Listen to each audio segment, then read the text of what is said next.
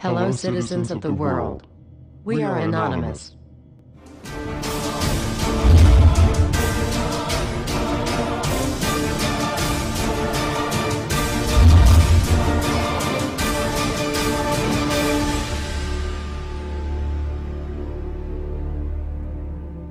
Dear brothers and sisters, now is the time to open your eyes. In a stunning move that has civil libertarians stuttering with disbelief, the U.S. Senate has just passed a bill that effectively ends the Bill of Rights in America. The National Defense Authorization Act is being called the most traitorous act ever witnessed in the Senate, and the language of the bill is cleverly designed to make you think it doesn't apply to Americans. But toward the end of the bill, it essentially says it can apply to Americans if we want it to.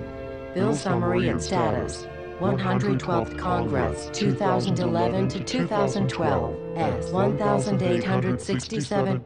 Latest title, National Defense Authorization Act 4. This bill, passed late last night in a 93-7 vote, declares the entire USA to be a battleground upon which U.S. military forces can operate with impunity, overriding posse comitatus and granting the military the unchecked power to arrest, detain, interrogate and even assassinate U.S. citizens with impunity. Even Wired magazine was outraged at this bill, reporting, "Senate wants the military to lock you up without trial." The detention mandate to use indefinite military detention in terrorism cases isn't limited to foreigners. It's confusing, because two different sections of the bill seem to contradict each other. But in the judgment of the University of Texas Robert Chesney, a nonpartisan authority on military detention, U.S. citizens are included in the grant of detention authority. The passage of this law is nothing less than an outright declaration of war against the American people by the military-connected power elite.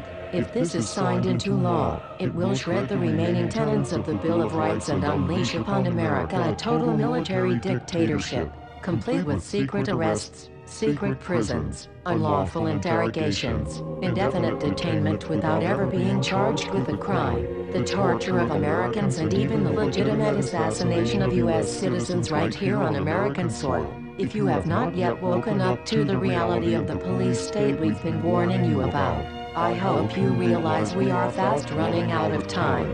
Once this becomes law, you have no rights whatsoever in America, no due process, no First Amendment speech rights, no right to remain silent, nothing.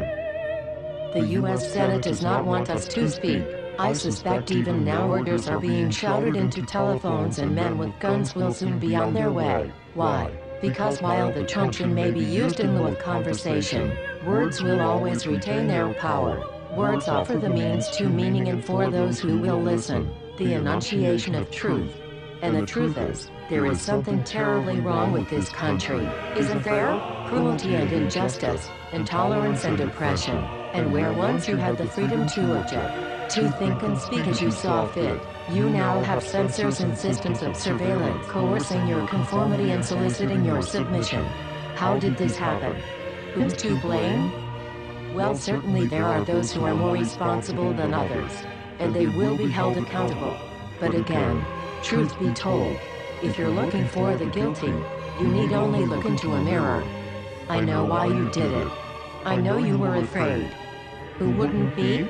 War, terror, disease. There were a myriad of problems which conspired to corrupt your reason and rob you of your common sense. Fear got the best of you, and in your panic, you turned to the now president in command, Barack Obama. He promised you order. He promised you peace, and all he demanded in return was your silent, obedient consent. More than 400 years ago, a great citizen wished to embed the 5th of November forever in our memory. His hope was to remind the world that fairness, justice, and freedom are more than words, they are perspectives. So if you've seen nothing, if the crimes of this government remain unknown to you, then I would suggest that you allow the 5th of November to pass unmarked. But if you see what I see, if you feel as I feel, and if you would seek as I seek, then I ask you to stand beside one another, 1 year from November 5th, 2011, outside the gates of every courthouse of every city demanding our rights. Together we stand against the injustice of our own government. We are anonymous. We are legion. United as one. divided by 0. We do not forgive censorship. We do not forget oppression. U.S. Senate. Expect us.